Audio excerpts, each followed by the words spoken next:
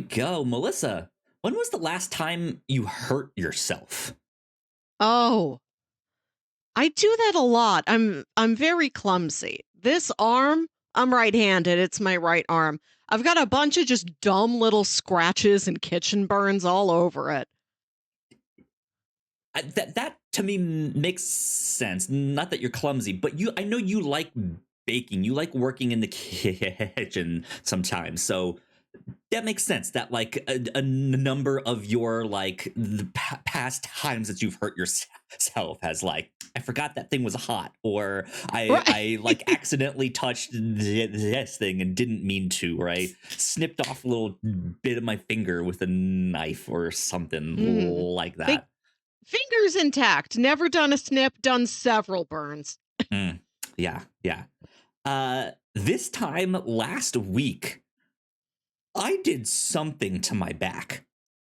Oh, And I don't know what. It's not like I was lifting something heavy or like bending in some weird awkward position, right? But just over the course of like half an hour, it started to be like, okay, this is getting tighter. Like, why is my back stiffening up here? To the point where like that night I couldn't move. I was like, it oh hurt no. so much that I was just like, oh my god, I can't move. I had to take off of work on Monday and like Oh, stay home and do all that stuff. Yeah, and you stay home to begin with. Like, right. Yeah, I was like, your boss, job I already is know I not do difficult. nothing, but let me do Right. extra nothing. Right. Not that your job isn't difficult, but it is a sitting in a Right. computer chair job. Yeah. And I Which know that if you were not doing that at your job, you would be doing that recreationally. So basically, you'd be doing it anyway. I now have my lumbar pillow in Yep. on Yep. the chair, so that way I can get some actual support. I'm not 100% yet, but hopefully tomorrow or Tuesday I'll be back to normal. But I think it is just because of bad posture. Yeah. I can It gets imagine you. that. It gets you. My if that happened to me, my first thought would be somebody has cursed me. Like Mm. you said, your muscles getting tighter and stiffer as the day goes on. My first thought is, I'm going to turn into a tree. I'm going to become a non-human. I'm going to go to sleep and I'll Damn never you, wake up Kier. because right now I'm an object. Yeah. I'm going to be transformed. Like in Spirited Away when her parents mooch off the food and then they turn into pigs. Right. I'm Yeah. scared of that happening to me. Yeah. I mean, it's a fear we all have in our life, right? I'm not kidding. It's so silly. It's so silly. Uh, it's not a real fear the way people are fear like war or snakes. But I'm like, Right. Yeah. what if I go to my parents' house and my mom's like, "You're a witch turned your dad into a broom." That's him, and there's just a broom in his recliner, and my dad's not there, but he is because he's the broom. Well, now he can sweep you off your feet, huh, Mom? Yeah. Ah, Right? Nudge, nudge. Ladies and gentlemen, welcome to episode 290 of the Whatnauts Captain's Log. My name is Kyle Springer. I am joined, as always, by Melissa Wilkinson, who is not yes, turned into a broom this no. week yet. Right. Right? You never know when it's going to come for you. Yeah, indeed. Melissa, what have you been up to this past week? Been to some art galleries, went to Oh, some that's fun. theater today. We're doing an evening record because I had matinee tickets. So thank you for your Mm, flexibility. Your back may be inflexible, but your schedule sure yes. is. It sure is indeed. What did you go see? You went to go see, it was actual theater, or was it like you just went to the movie theater? Oh, no, I went to the live theater. I saw Shucked, which is a hot new Broadway musical all about corn. Huh. Interesting. That must have been pretty poppin'. It was. No joke. This thing like won Tony Awards, and Cool. it was a full uproarious crowd. I heard true hoots and true hollers. That's Everyone had a awesome. great time with Shucked. I really recommend it. It's deeply goofy. It's just a transportation vehicle to get you to one-liners, just stacked full of one-liners, just like a bunch of it's like they took My a kind of play.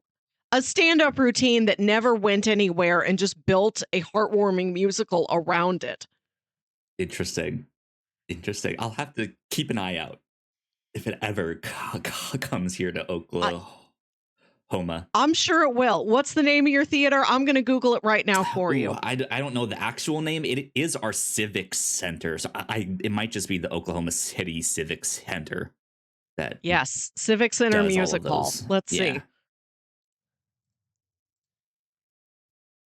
Continue. Not sure what there is in there right now. Speaking of something that feels like something else that just got turned into a bigger production, I also watched a movie yesterday with my partner. We watched Hundreds of Beavers. You've taken my advice. I sure did. Melissa, we loved it. It was I knew excellent. you would. It was Yes. excellent in the way that I have, like, on the review show or on the Reactor Core, have described something as like, this is a Kyle movie. This is a Rachel movie. This was perfect for her. I knew that. I'm like, I don't even know Rachel that well, but I know this is hers. Yeah. Oh man, we loved it. Absolutely felt like a Looney Tunes cartoon. Yes. Like this Acme Roadrunner, Wile E. Coyote kind of antics, but just kind of elevated into a movie. And what's surprising is that it's almost 2 hours long. Yes. It's like an hour and 48. And you would think, like, okay, they're taking a skit and making it a movie. It's going to be barely over an hour. Right? No, no, it's almost 2 hours. And every bit of it is just fascinating. I do think it did start to feel a little long, but I don't think I want it to be shorter. It was just completely bonkers the entirety of the way through. And the way it builds on itself and just like one ups itself, incredible. And I don't remember if you brought this up when you watched it or if you noticed it or not, but one of the people acting as the beavers was Brendan Steer, who is the creator of Velocipaster. Oh, I didn't realize that. I saw his name in the credits and I was like, wait a minute, no. Wow. So, yeah. Incredible. Great stuff. That movie commits to the bit harder than any other piece of art. I was just raving to a friend about this yesterday. And today, the Blank Check Film Podcast, once a year, this time every year, does their Blanky Awards for their favorites in film. And this was Griffin Newman's winner for Best Original Screenplay. And he was saying the exact same thing. You go in thinking, surely this can't be longer than 78 minutes. And it's nearly 2 hours. It really culminates in something. And it never goes where you expect is the thing. Just like, I mean, for anyone out there who does not know what the hell we're talking about, Hundreds of Beavers is a movie about this guy who sells alcohol out in the wilderness, and it all explodes. He loses everything, and to survive, he has to start hunting. He has to start trapping these beavers, and he's figured out that he can sell them to this guy, but he's bad at it at first. He's horrible. And slowly but surely, he just kind of builds this knowledge of all of this stuff. But it absolutely is this like Wile E. Coyote, you run off the edge of a cliff, you stop, and then like are still like moving in midair and then fall. It parts of it are animated in strange ways. The whole thing is just it keeps your attention. It is now up there with this was a blast. This was a great one of my Yes. favorites. It's awesome. I'm so happy you listened and you learned about Hundreds of Beavers. Yes, absolutely. So I think we were in the midst of you looking something up as I was talking about Okay. that. Did you find your answer? I looked at the Civic Center Music Hall. I'm not seeing the National Tour of Shucked on there. I will tell you some other highlights. They will Okay. be getting Peter Pan, the hit Broadway musical, which is a new version that's weirdly modernized, Okay. not the classic. You're going to get Some Like It Hot. Mm-hmm. You're going to get And Juliet. You're going to get Joseph and the Amazing Technicolor Dreamcoat, Beautiful, Cool. the Carole King musical, Oklahoma, of course. Of course, yeah.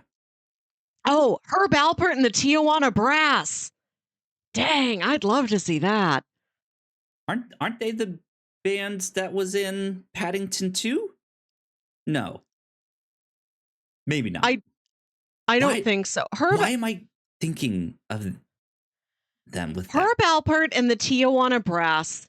It's instrumental music that sounds like a 70s game show. It sounds like Swingers. Okay. It's great. Interesting. Yeah, no, not what I was thinking of. Oh well. But yeah, so what else? What else have you been watching? What have you been up to?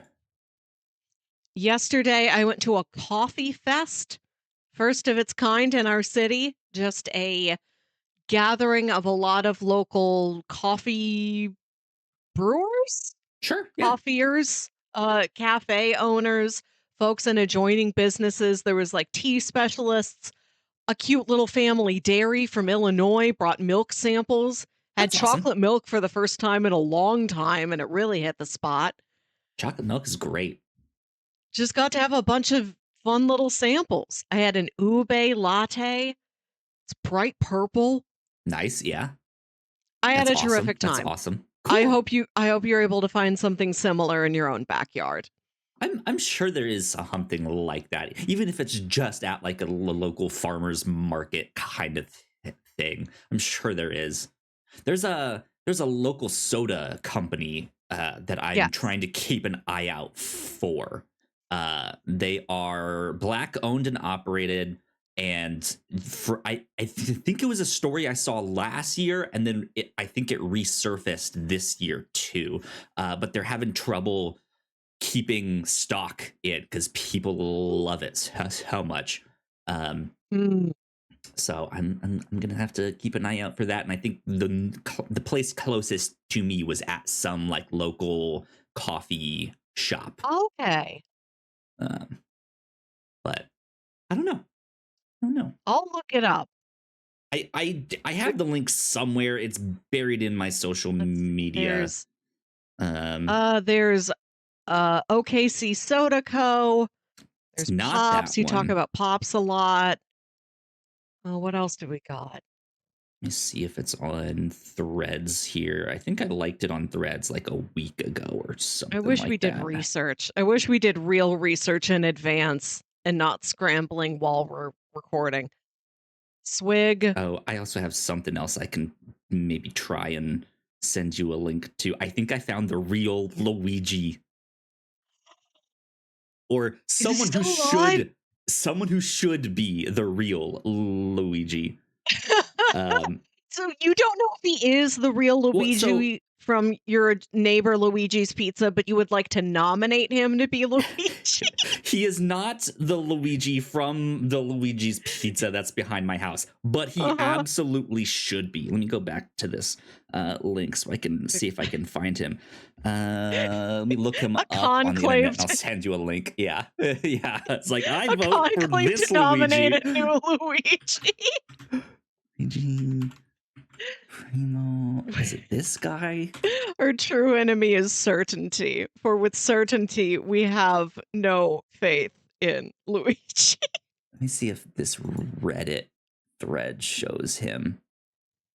Oh, I think so. I think this will work.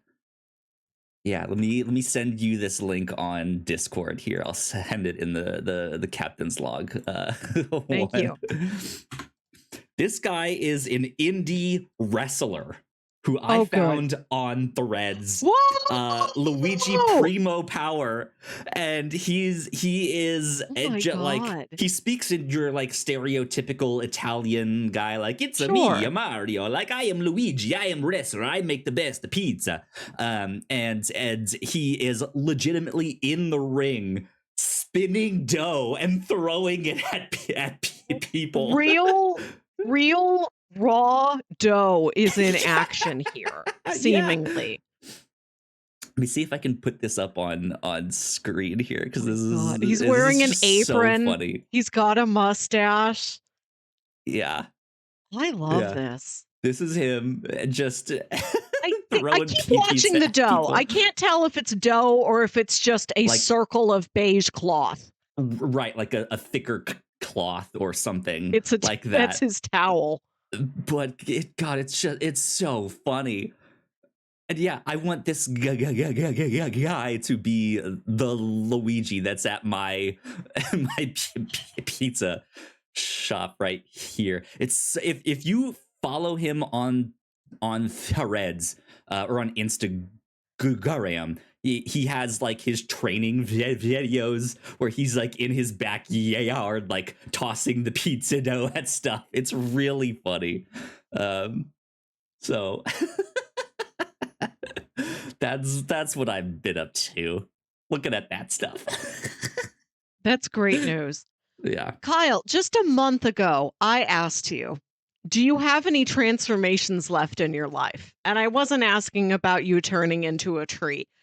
Like, are you going to become a new type of guy that you've never been before? And you didn't see anything immediately on the horizon. I mean, of course, you're going to get into sim racing for your midlife crisis. But it turns out you have reached a new level. You've transformed into hockey. Kind of, yeah. We're starting to. Rachel, my partner, has been wanting to get into hockey for a little bit. And recently there was a team that I believe it's their assistant coach is the first woman coach in the NHL. Cool. And this is the Seattle Kraken. They're a fairly recent team. They're only like 3 or 4 years old. They're an expansion team. Right now, they're not the greatest. I believe their record is under 500. So they're not like they lose more than they win. They're playing right now. They're down 3-0 in the third and final period. I did not know that hockey is played in 3 periods. In like it is 3 sections. Yeah. So I'm like, it's not the third quarter because it's not a quarter. It's the tri section. I don't know. Yeah. So we've watched one of the Seattle Kraken's games. Unfortunately, we don't get very many of them because they really only show them locally. And you have to be like they're on streaming services, but only if you're local. And we don't have that. So isn't that what VPNs are for? Kind of, but it's still on like the streaming service. Okay. It's still on. It's on like Amazon or something like that. So maybe there's a way we could figure it out with the VPN. But we've tried to look up ways online to be like, how can we actually watch their stuff? And it's like, it's kind of hard. Can't really do all of it. But just this past week, hockey had their Four Nations tournament, which I think is a new thing, if I'm not mistaken. I haven't heard of it before. Yeah. No.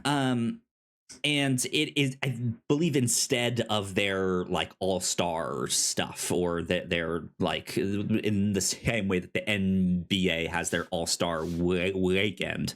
Um, they did this tournament, this round robin tournament. It came down to US and Canada in the end. Canada won it all, but Big surprise. uh, well, so the first time that the US and Canada played, in the first 9 seconds of the game, there were 3 different fights. The US apparently had a text chain going where they were like, we are going to set the fucking tone, let's go out there and just fight. Like, it's simultaneously, like when you see a heist go down in a movie and they're at different parts of the casino. But like they stop the clock when a fight starts, and they kind of let the fight happen for a little bit until it starts to like hit the floor. But yeah, it starts immediately a fight. The gloves are off, they're squaring up, right? And then it's like, all right, the restart. Let's get this going. Starts again. Fight immediately. And it's just like, boys, oh my god, boys. yeah, happened 3 times. There was a clip going around shortly after of one of the hockey players skating by one of the refs and just going, man, isn't that wild? And the ref goes, holy shit, man, that was fucking wild. Oh. So that was just absolutely fascinating. I think the US won that first game. The championship game was also incredible. I think the US went up first. It was tied 2-2 through a good portion of it, and Canada won like right at the very end. Nice. in overtime. So it was just like it was an incredible game. But yeah, we're trying to get into hockey. Good. I still don't know all the rules exactly, but I saw one hockey once. It was essentially ice Quidditch, but like, yeah, they're so Yeah. rowdy. And I thought that was just like a stereotype or a myth. I did not know. It's extremely real.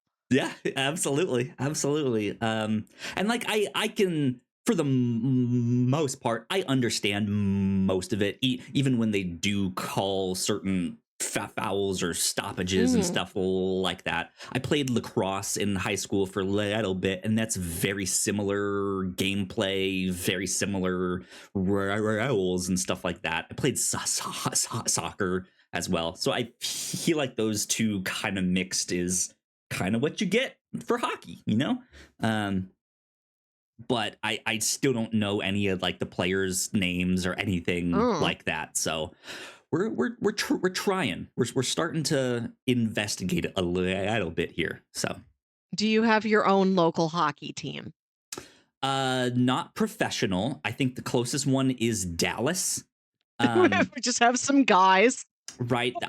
I haven't looked to see if the colleges do, if like OU does or something like that.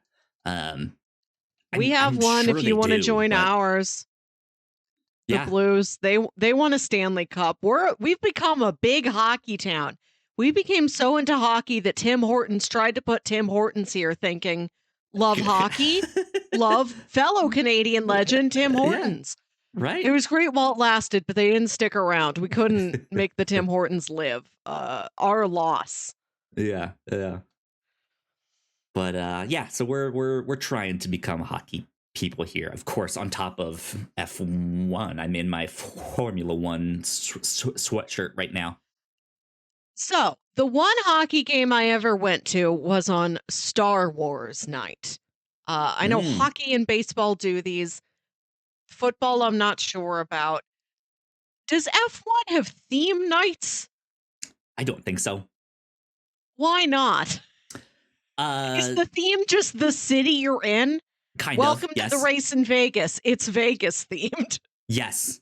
They will design their race suits and their helmets for those races to kind of be themed like that. or even some of the outfits that they wear, especially in Vegas. They really like the pageantry. They're wearing the showgirl headdresses.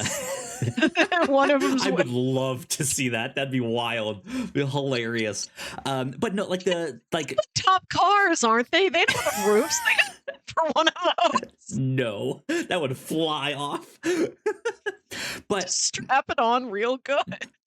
2 years ago, it got better this second year, but 2 years ago when they first started this Vegas race, it was kind of awkward to see these people out there because they're really wanting to parade these racers around like they're rock stars.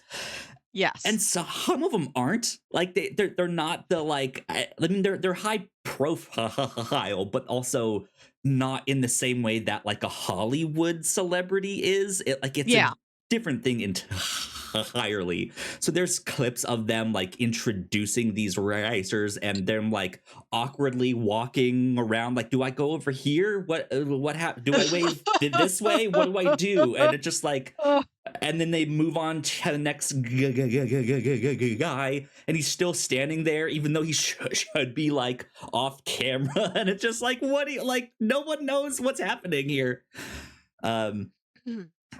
But the race in Texas, they often like wear cowboy hats and stuff while they're like walking around to get to their little trailers and stuff like that. Like they do theme things around that kind of, but it's not. They wear the garb Star of the Wars city. night, right? Yeah. No. Come dressed as your favorite hero. Right? Yeah. No. I'm dressed as my dad. Do that. What was what we saw? The race in Mexico, I believe, had people kind They're of all wearing luchador around. masks. Well, they had people walking around the not the track, but like the areas you could walk around and get food and stuff like that. In the like sugar skull face paint, in the like big fancy colorful dresses and stuff like that.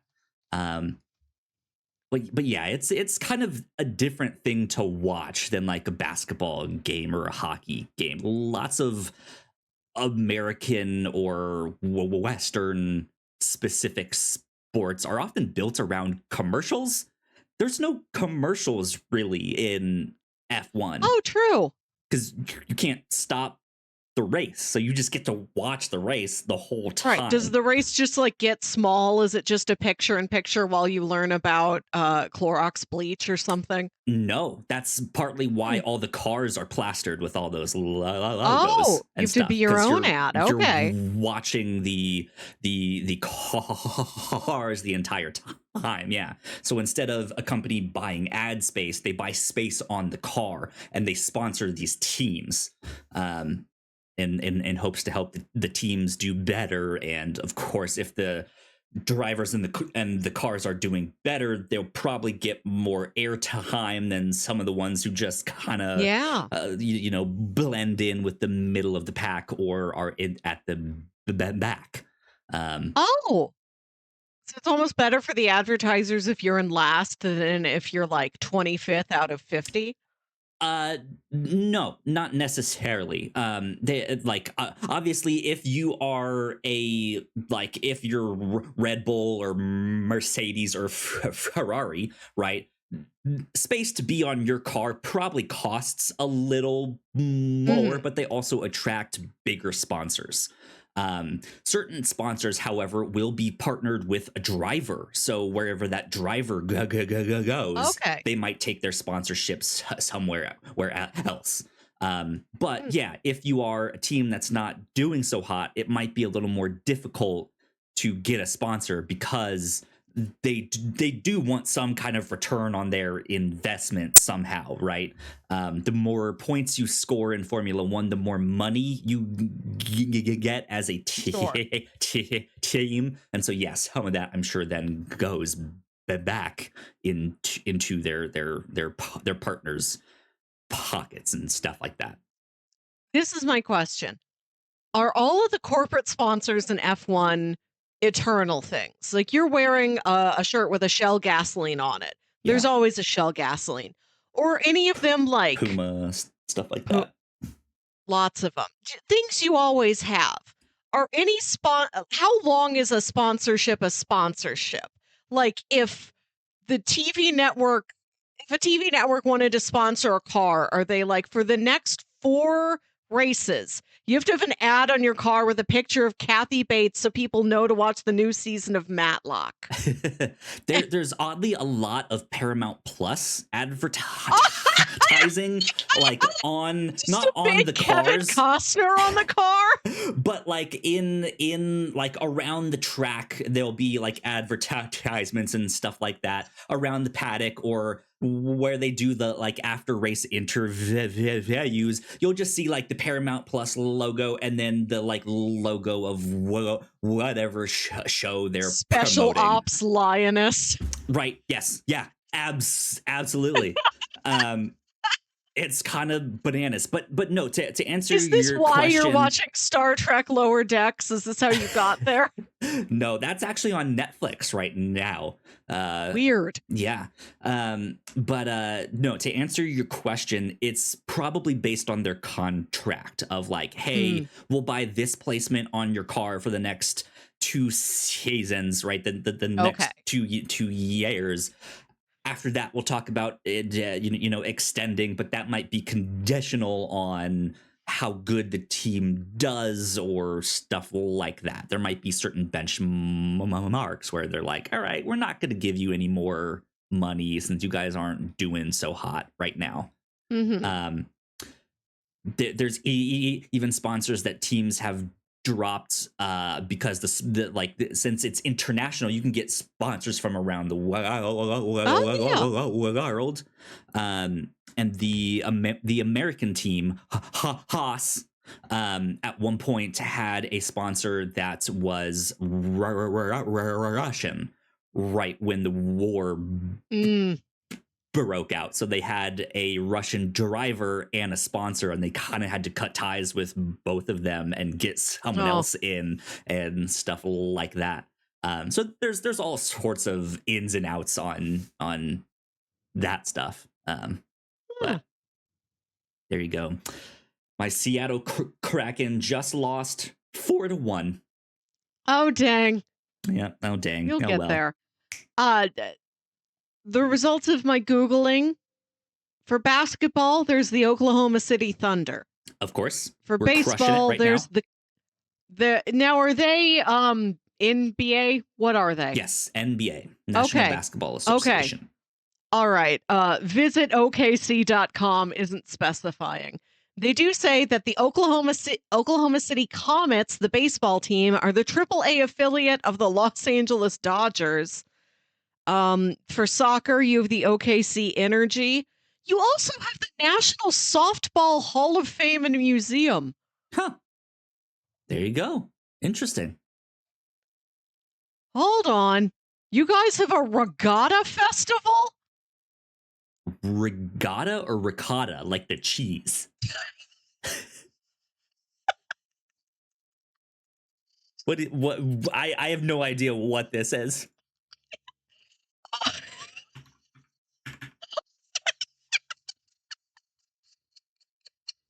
Regatta.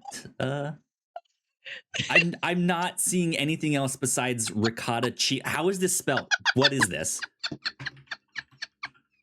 Regatta Festival OKC. I hope I spelled that right. Oh, okay. I have no idea what this is. I found it.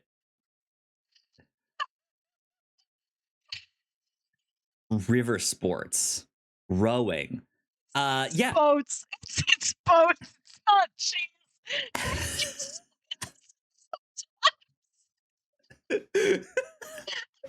I'm not a boat guy, all right? I just got into hockey.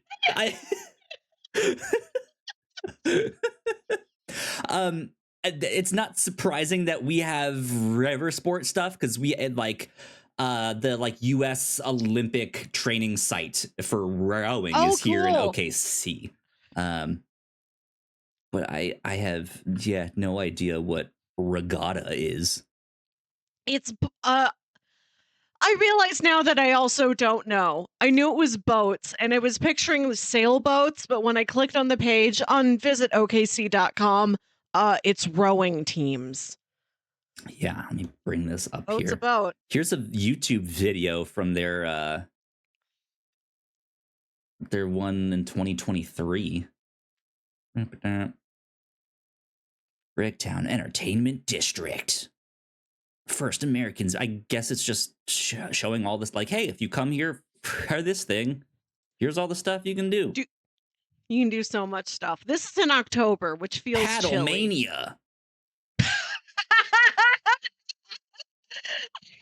It can mean so many different things, but it's Right? boats. Interesting. Anyways, put us back on screen there. Come on, buddy. There we go. Okay. Yeah, I think I would go to the Ricotta festival before I went to the regatta festival. They should get Luigi Primo there. They for really the should. Regatta Festival. Look, he should. My vote is out. Hold on. Luigi Primo for best Luigi should work for Luigi's Pizza. For best Luigi. Okay, you're guess what? Victoria, Australia does have a much loved Ricotta festival returning this year. I gotta go to Australia. Somebody does have it. Wherever You it have is. it till March 30th. It's at That's Amore Cheese in Thomastown, Victoria, Australia. Man. Oh, that's kind of wild. Anyways, let's see. Yeah, the hockey people now Good. baking bread. We made some molasses bread. My Good. partner and I, we found a recipe in one of Maddie Matheson's cookbooks that I got Cool. my partner for Christmas. And we made that. We don't have a mixer with a dough hook. We just have like a regular hand mixer. So I think we ended up over mixing it a little bit. That's easy to do. Yeah, and I think our yeast did not rise as much as we wanted it to, but it worked out really well. We ended up making two loaves of this stuff, and it was delicious. It was fantastic.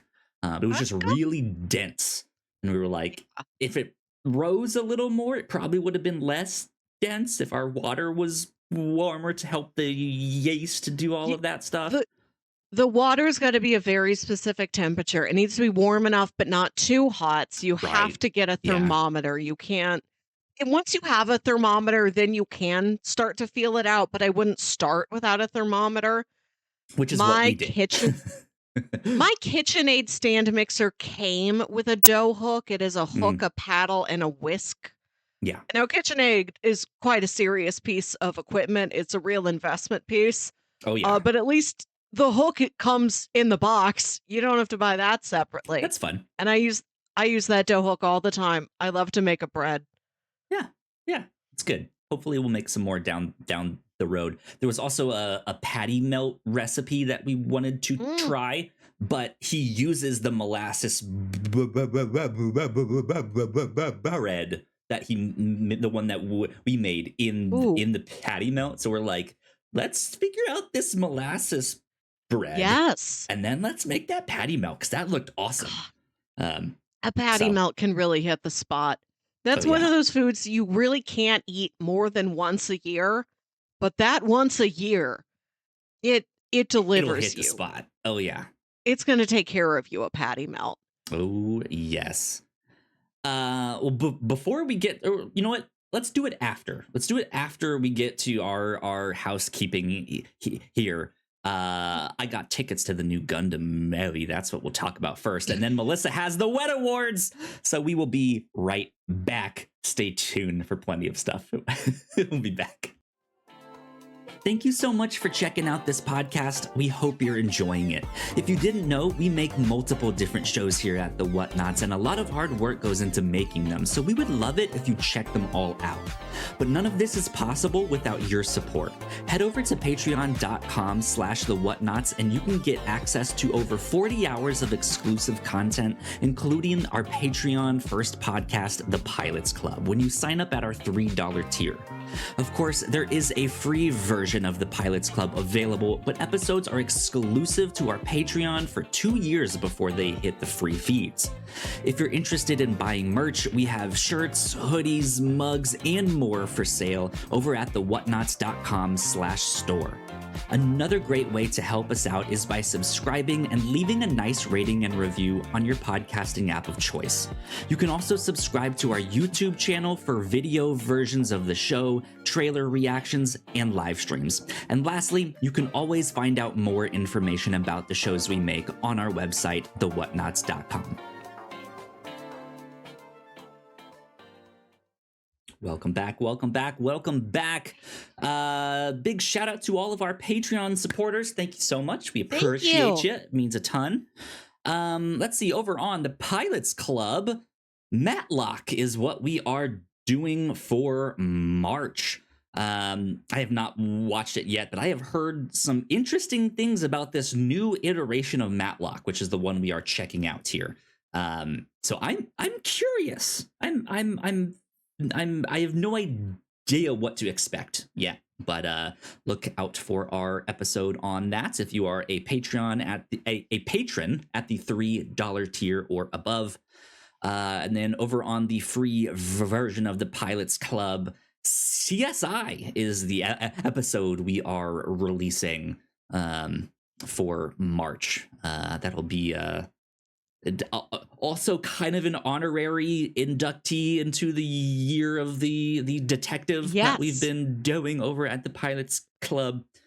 We're gonna have to see. Do we have any other detectives coming up through the rest of the year in our unarchived?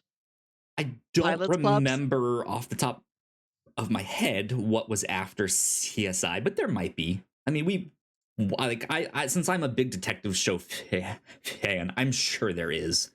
But I don't know. Let's see, right here on the Captain's Log, last episode, we got to talk about the Commercial Hall of Fame, different commercials and people from commercials or sayings or songs that have just stuck with Melissa and I over the years, from different commercials to like obscure things. Like, you remember that commercial for that Simon game toy, right? That like dark dusty one. That one was kind of scary. To Berries and Cream and some local favorites as well. So yeah, go check out our Commercial Hall of Fame. Let's see, over on the review show, we just finished up covering For All Mankind, at least all of the 4 seasons that are currently out. Our most recent episode of that covered seasons 3 and 4, in which we described season 3 specifically as a messy bitch that likes drama. So go check out our discussion on season 3 and 4 of For All Mankind. That was a lot of fun to watch that one. And then over on the Reactor Core, we're finally getting some new stuff up there. Our spoiler cast for the first half of Severance season 2 should be up right now, as well as our spoiler cast for Captain America Brave New World.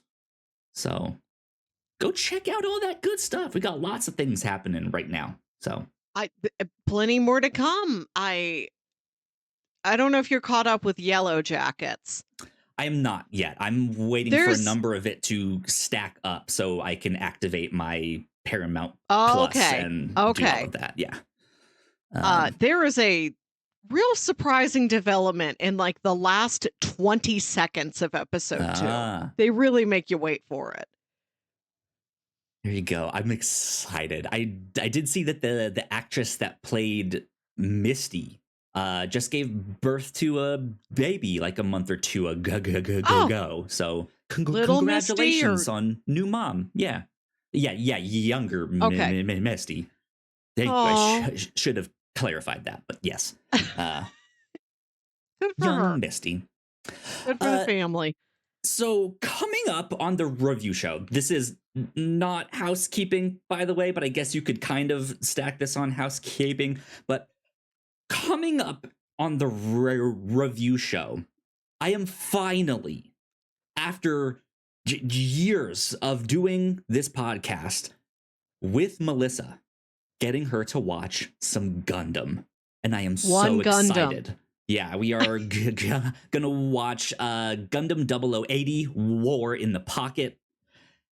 And with Gundam on the brain, or maybe in a recent Google search you did, or it looks like this is an app for like your like movie app. You sent a screenshot into our Discord with the title of the newest Gundam movie, and you simply said, Gundam is just pranking me now. Melissa, can you please read the title for this new Gundam movie? This felt like a personal attack. This film is called Mobile Suit Gundam GQUUUUUX beginning . But it's not an acronym. This is like a single word. It's capital G, capital Q, lowercase, like there's like 6 O's, and then an uppercase X.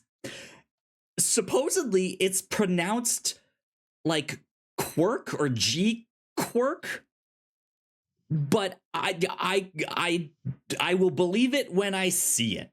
I do not know how to pronounce this. I have also heard people jokingly call this G-Cuck and stuff like that. Mobile Suit Gundam GQ. So we're going to get to see some Gundams wearing Tom Ford suits, Armani watches.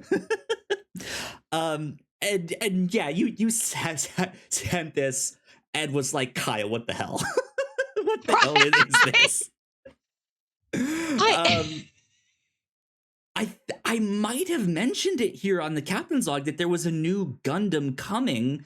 You might have, but the creators of Neon Genesis Evangelion, you did say that. It is, but the title. The title. Yeah, the title is something else for sure. But so this is supposedly like the opening movie. I'm not sure if this is just like the first like 3 or 4 episodes kind of combined into a movie, or if it's a standalone thing that launches the actual show.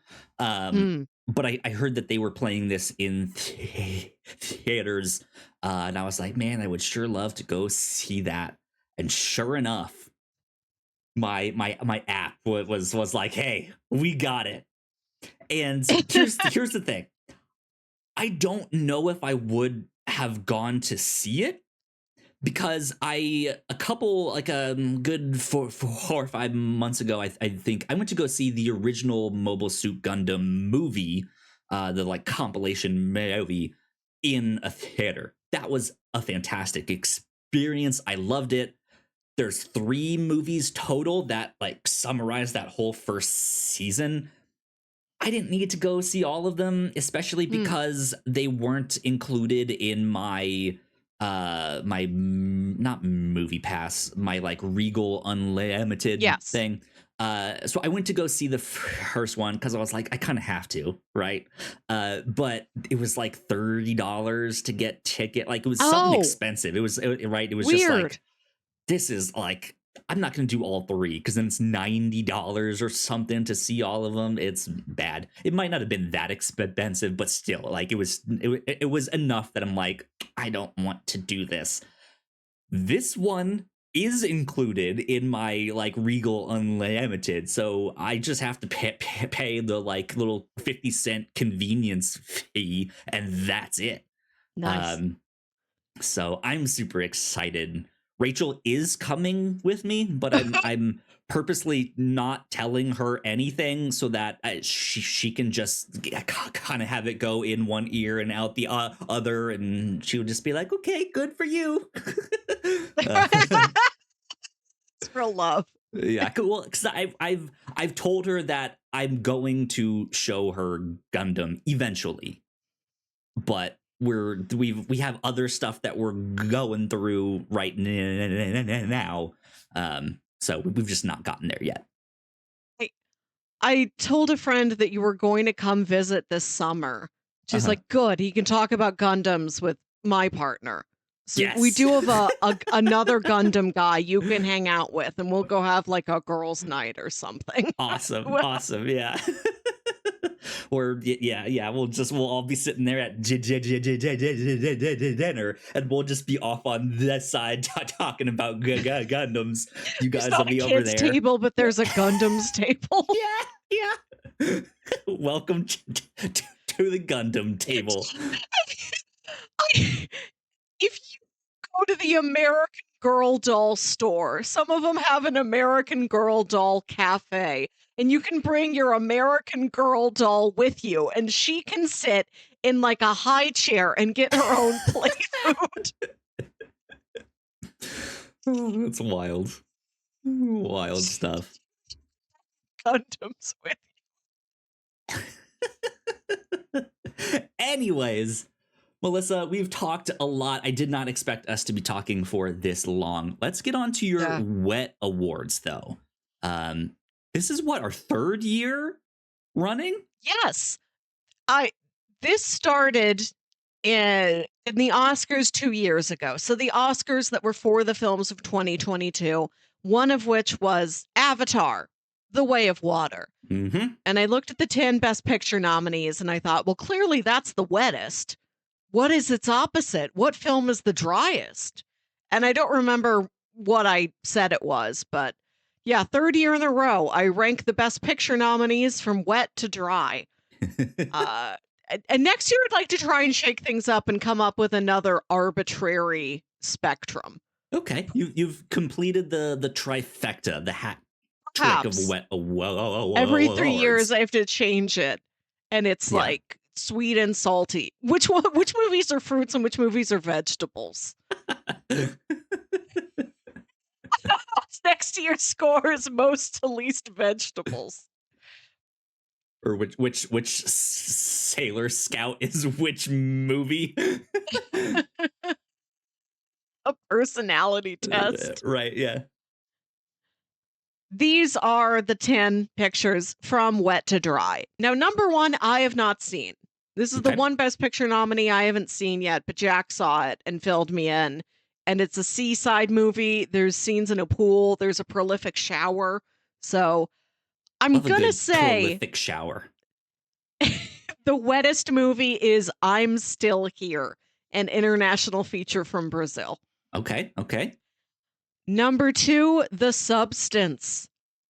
Mini liquids. Very fluid, an ookie gookie film. An ookie gookie film. Love it. Number 3 is Anora, which may not be wet, but it is wet. Sure. There's some ways you could take that, for sure. Right. Wet with several T's is Anora. Number 4, because there's some nice, ominous rain in the movie, Conclave. Okay, yeah. Number 5, Nickel Boys, which takes place in a largely humid climate and does have one sweaty scene. Humidity and sweat. Number 6, The Brutalist. Remember the end when they lose Guy Pearce in the building and they're walking through like the weird wet under caves? Yeah.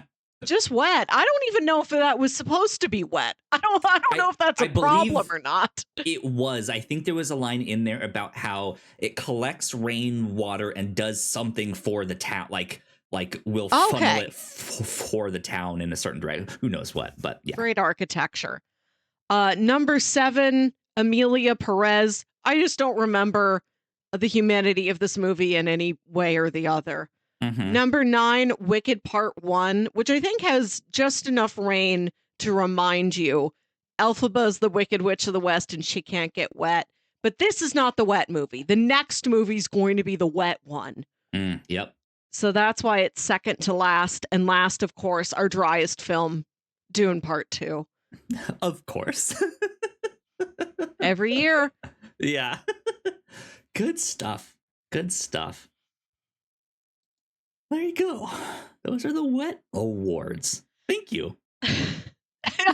Thank you. Yeah. Now, I asked you to do something for me in return.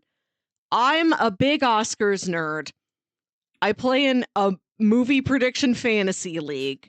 I'm going to an Oscars party next week. I do this every year now.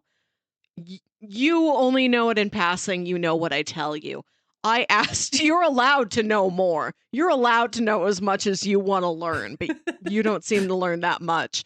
I asked you to give me your blind Oscar predictions this year, please. Yeah. The same way that you make me do for like the games, video games every summer. Indeed. What are your blind guesses about Oscars? So you kindly sent me this ballot that I could download as a PDF. I just have it up on my browser. I will pull it up here so you guys can at least see what I'm looking at for a little bit here. I'm just going to kind of go down the list and pick the ones that I think will win. Do you actually want me to like fill this out, or are you keeping? I'll keep track. I'll highlight on my copy of the PDF. Okay, perfect. Actor in a leading role. The nominations are Adrian Brody in The Brutalist, Timothy Chalamet in A Complete Unknown, Coleman Domingo in Sing Sing, Ralph Fiennes in Conclave, and Sebastian Stan in The Apprentice. Rafe, but I accept. Please proceed. I don't know. I feel like this one. So I'm gonna say The Brutalist is maybe too obscure, but we're also. I mean, this is the Oscars. What am I thinking? I'm gonna go with Coleman Domingo just because I like him. I think he's fantastic. Who doesn't? I haven't even seen Sing Sing yet. You'd like Sing Sing. Yeah. I have raved about Sing Sing to everyone I've met. It's so worth your time. Coleman Domingo seems to be on fire right now. I think this is a good time for him to win something here. Actor in a supporting role. Apologies if I get some of these names all mixed up here. Yura Borisov from Enora.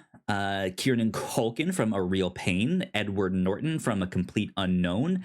Guy Pearce from The Brutalist, and Jeremy Strong in The Apprentice. I feel like Kieran Culkin is going to walk away with this one here. Kieran has been sweeping, I'll tell you that much. In an award season that has felt very up in the air with very few constants, the one constant is him. Yeah, indeed. Actress in a leading role. Cynthia Erivo or A? Is that an A? I can't see. This is way too small. It's a Revo. Zoom in. Boom, boom, boom. Zooming in. That helps a little bit. Arrivo. Yeah, there you go. From Wicked. Carla Sophia Gascon from Amelia Perez. Mikey Madison in Honora. Demi Moore in The Substance. Fernanda Torres in I'm Still Here. I'm gonna go with Demi Moore in The Substance. How is what do you have yours already held out? Is that different from yours here? I don't know. I might hold my commentary. Okay. Okay. Okay.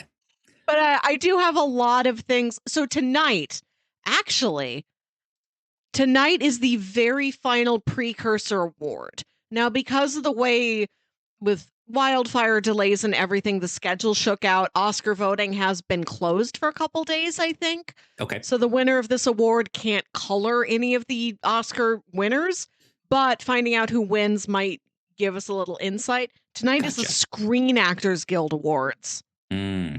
Okay. Okay. Yeah. I think they're on now. I think it That is would make happening sense. now. Prime time. So I don't have any winners yet, except looks like Kieran Culkin won again. Big surprise. Yeah. We'll find. Maybe by the end of the podcast, we'll know. Indeed. Okay, let's see. So actress in a leading role, I went with Demi Moore. I loved Mikey Madison in Honora. I don't know if that one will get the lead. Actress in a supporting role. Here we go. Monica Barbaro in A Complete Unknown. Ariana Grande in Wicked. Felicity Jones in The Brutalist. Isabella Rossellini in Conclave. And Zoe Saldana in Amelia Perez. I've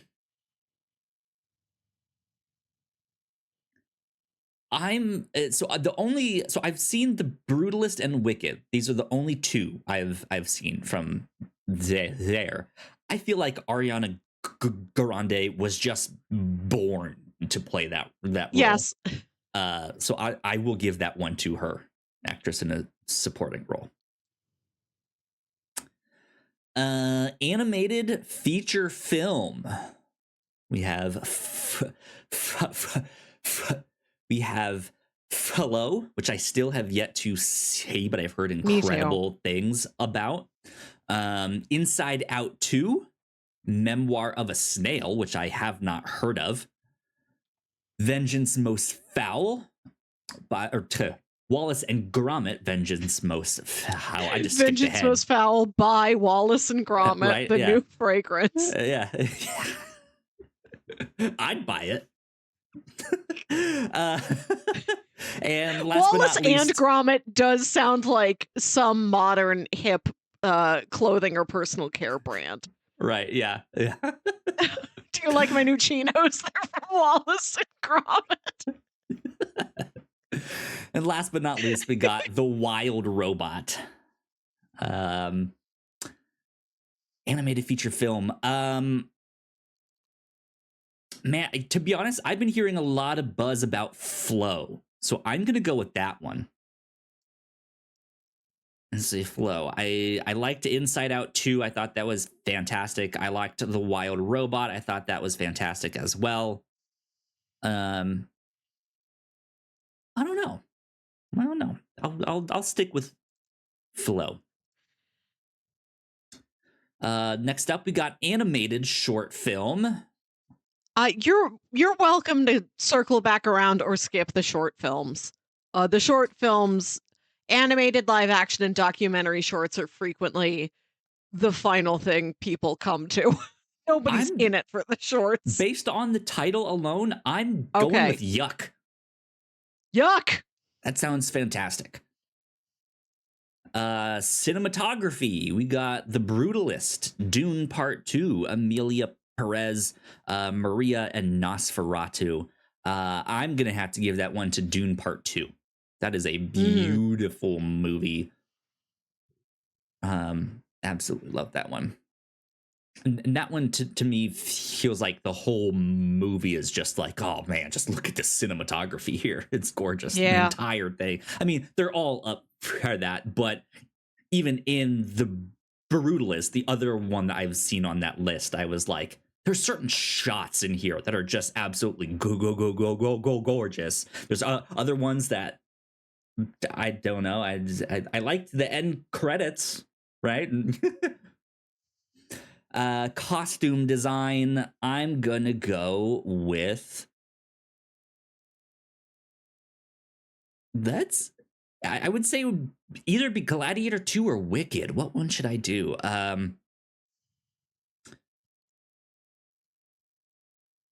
Let's go with Wicked. Costume design for Wicked. Yeah. Mhm. Now I'm jumping back up to the top here for column 2 of 3. We got directing, best directing. We have Enora, The Brutalist, A Complete Unknown, Amelia Perez, and The Substance. Would you like the directors' names? They're not listed here, but I can provide them upon request. Sure. Why not? Let's give No- credit where credit's due. Honora by Sean Baker, The Brutalist by Brady Corbet, A Complete Unknown by James Mangold, Amelia Perez by Jock Odiard, and The Substance by Coralie Farjat. I really hope Honora wins for this one. I don't know how high that is up with other people's thoughts, but I don't know. There's something special about having scenes that just run on and on and on. Yes. And having to give them some kind of direction or something beforehand, right? To get that to get that out of the actors. Like, I think that takes some real chops for those extra. That's a great way to think about it. Scenes, yeah. Documentary, feature film. I don't really know any of these. I'm gonna go with soundtrack to a coup d'etat. I don't know what that is, but that is what I am going with here. Documentary short film. Let's go with Death by Numbers.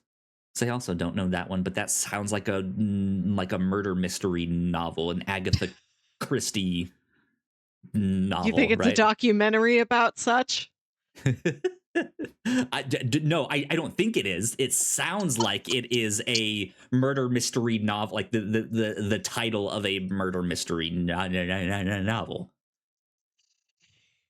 Film editing: Nora, The Brutalist, Conclave, Amelia Perez, and Wicked. I'm gonna go with The Brutalist on this one. Partly because it has an intermission. Thank you for editing that in there. Yes, that's they didn't important. Have to, right? But nobody else did that this year. It means the a lot. award for best intermission goes to The Brutalist. They did that for me.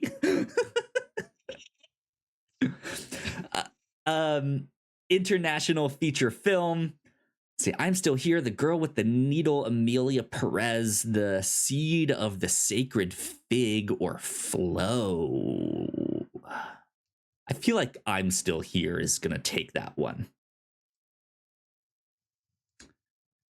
Makeup and hairstyling. Oh, yeah, I think we kind of have to go with The Substance.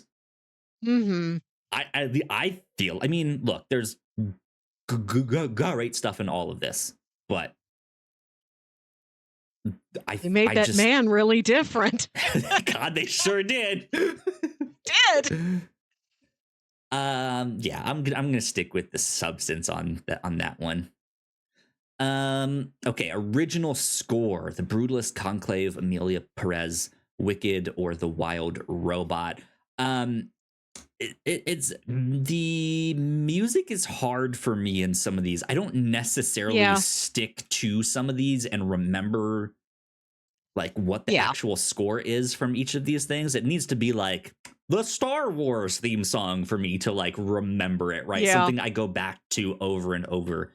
I'm gonna go with Wicked on this one since it was a musical. Now, I will tell you an interesting factoid, which is that I think much of the score in Wicked is adapted from the Broadway musical, and it's eligible here in the Oscars, but it has not been eligible in many other awards bodies' best score awards. So it's on a shaky precedent there. Okay. But what's funny is that so because it's never been in a film before, the Wicked score is eligible. But if a film uses too many of the themes that are already present in the score of a previous film, then that's ineligible. So because Dune Part 2 reiterated on a lot of the score of Dune 1, That makes sense. it Yeah, it was not eligible for this award. That's why it's not there. that makes sense.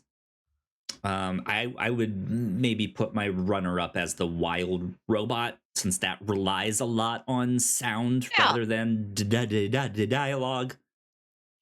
So who knows with that. Best original song, we got El Mal from Emilia Perez, The Journey from the 6888, Like a Bird from Sing Sing, Mi Camino from Emilia Perez, and Never Too Late from Elton John. Never Too Late. Emilia Perez is on there twice. That's kind of interesting. Which is the max amount of nominations for a film. A film can have up to 2, but not exceeding 2 Best Original Song noms. I would like to do Like a Bird from Sing Sing, but I think there's I'm Like a Bird already in existence. I Only Fly Away, right? So not that original, in my opinion. So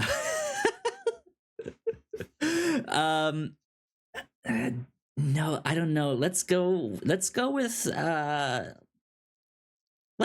Like a Bird from Sing Sing. I think that one will actually do, because that one does also have to do that is a movie that has to do with music, right? No, not really. Not at all. Oh well. I thought they were in the prison and like they did something, right? It was like a theater club.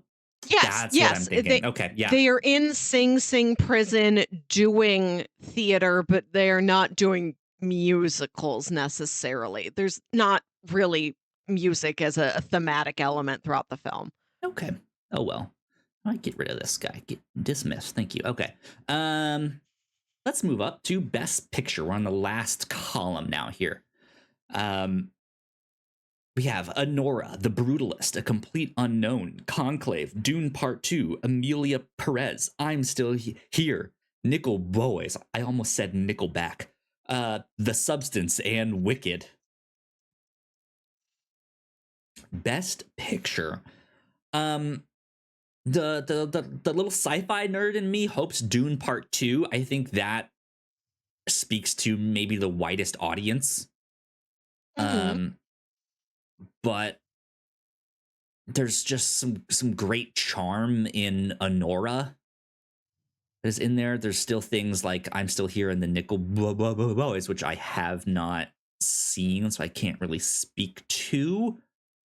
The only thing I've heard about Emilia Perez is all the drama around that, which I think unfortunately kind of puts a sour note on all of that stuff. I've heard good things about Complete Unknown. I haven't seen it. I thought Conclave was good, but I don't think it's gonna be the one that wins Best Picture. I'm gonna go with Dune Part 2.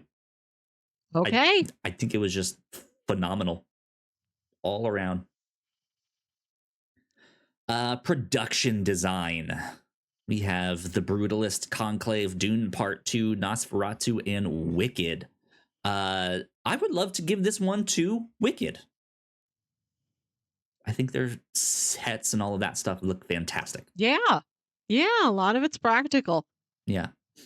Live action short film. We have Aline. Is that how you pronounce that? I don't know.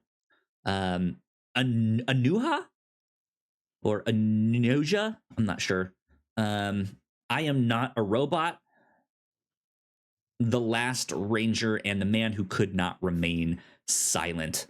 I'm gonna go with I'm Not a Robot, only because in my mind I imagine that this live action short film is about someone who's trying to do a CAPTCHA on a website, and they're like, pick all the ones with stoplights, and there's one with like 1 pixel in the corner, right? Yes. And he keeps Yes. just getting it wrong, and the thing is like, no, we think you're a robot. And he's just like, no, I'm not a robot. Who knows what that is actually about, but that's the one I'm gonna go with. I'm not sure either. I have listened to a little bit of a rundown on these shorts. This is the one where I really wait for the experts to just Right. tell me what to fill in. I don't always see these myself. Best sounds goes to Complete Unknown, June Part 2, Amelia Perez, Wicked, and The Wild Robot. Let's. Oh, I want to say Complete Unknown. I don't know why, but I'm gonna go with a Complete Unknown. The answer is unknown to me. It really is. Okay, best visual effects: Alien Romulus, Better Man, Dune Part 2, Kingdom of the Planet of the Apes, and Wicked. This is a tough one. Dune Several Part different 2 kinds of monkeys in here. looked incredible. Kingdom of the Planet of the Apes had bunches of monkeys. Better Man had a singular monkey that you sometimes see multiple times. Melissa, have you seen this movie yet? Better Man? It's on my radar. I need to set aside a night. I've got one friend who like is not a movie person, but said, I have to know what the deal is with that monkey biopic. I got to have her over and rent this. I think you guys will have a fantastic time. There is a like single camera long shot sequence in this that is basically just a music video in and out of these streets, like going in and out of different stores. Everyone is dancing. It's fantastic. The effects in that, I think, are phenomenal. I heard something that they like filmed it over a handful of days and stitched it all together. Good stuff. Only ever saw the trailer for Alien Romulus, but that trailer looked incredible. You know what? I'm gonna toss a bone to Kingdom of the Planet of the Apes. This looks like the only time that it's nominated for something. Yeah. Why not? Best visual of effects, because it's not just a single monkey. It's all of them. Right. Like they're all on there. Best is difficult to argue, but I could say that it is most visual effects, probably. But that also takes some skill, right? To not have the stuff in the background look bad while the stuff that's in the forefront, you know, it's like, oh, you're supposed to be paying attention to this because everything else is blurry and pixelated and it just looks funky. Right. The further back into the crowd it gets, they look more PlayStation 1. Right. No, but like it all looks spectacular. So let's go with Kingdom of the Planet of the Apes. Last two here, we got Best Adapted Screenplay, which is a Complete Unknown, Conclave, Amelia Perez, Nickel Boys, and Sing Sing. I'm going to give that one to Conclave because I heard that was based on a book. And that sounds like it would be a phenomenal book. Mm-hmm. And last but not least, Best Original Screenplay. We got Honora, The Brutalist, A Real Pain, September 5, and The Substance. That's right. I'm gonna go with The Substance on this one. It won that same award at Cannes. Oh, hey, there you go. I'm on to something. I'm smart. You see? Yeah, I looking at this, I think you are headed in the right direction for a lot of them. And it's a weird year. It isn't like last year when it was just Oppenheimer 10 times. I'd say you might walk away with maybe like 6 of these right. Okay. Interesting. How many of there? 1, 2, 3, 4, 5, 6, 7, 8. Let's see. 9, 10, 11, 12, 13, 14, 15, 16, 17, 18, 19, 20, 21, 22, 23? Did I count right? Yeah, I think 23. Okay, let me see here. All right. 6 out of 23 for not knowing anything? Yeah, 6 to 8, I think. Yeah. Not too bad. We'll see. Maybe there's some big upset and I get all of them right. Who knows? You know? You never know. I would be shocked if it goes full Kyle.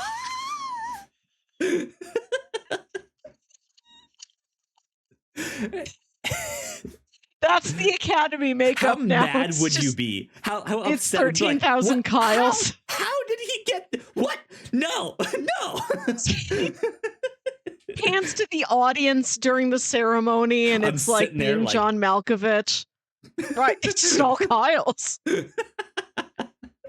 Best visual effects goes to Kyle. And it's just me. The whole crowd is me. What can I say? Shrug, right? Cool. Good stuff. Well, Melissa, let's... Oh, yes. No, Go I'm ahead. just live Googling the SAG Awards, trying to find out who's winning. And it's giving me all these news articles. And the ceremony is still happening. News is still coming out. Mm-hmm. So a lot of it is just like, this is what this person is wearing. And gossipy articles like, why isn't Martin Short here? Yeah, how dare they not invite him? I don't know. I don't think there's a story behind all of these. I don't think there's drama. Does he have a cold? It's flu season. Right? I'm a little sniffly.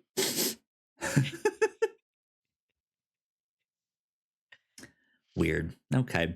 Well, I say we wrap things up right there. Thank you for humoring me. Yeah, of course. Yes, thank you for humoring me with these Oscar nominations. That was fascinating to see. Happy to be of help. Can I give you one final bit of movie news for this week? Yes, please. I went to see The Monkey yesterday. There you go. You liked Longlegs. I don't know if you intend to see The Monkey. I do not, but it's by the same director, right? Yes. It's shot very well. It's trying to do something very different than Longlegs, and I can imagine that it is the murder mystery that attracted you to Longlegs in the first place, which you're not going to really find in The Monkey. It's not a mystery. Yeah. I just wanted to let you know that if you do go, you have to stay until the very end of that film. Okay. There's a surprise, after all of the production company logos at the very end of that thing. Nice. Which I had no idea was coming. Okay, interesting. I might have you spoil that for me on a later podcast then. Okay. Good stuff. Cool. Well, I believe that does it for our podcast this week. So Melissa, where can the people get in contact with you? Email me. Please email me your Oscar predictions at yourhostmelissa@gmail.com. Indeed. There you go. You guys can find me at Yo Kyle Springer. Excuse me. If you'd like to stay up to date with all the stuff we do here at the Whatnauts, we are at thewhatnauts.com on Blue Sky. Please go like, share, and subscribe. You guys know the deal with all of that. If you're watching this on YouTube, go check out more of our videos right over there. That would also help us out a ton. And this has been number 290 of the Whatnauts Captain's Log. We will see you all next time. Bye. Bye.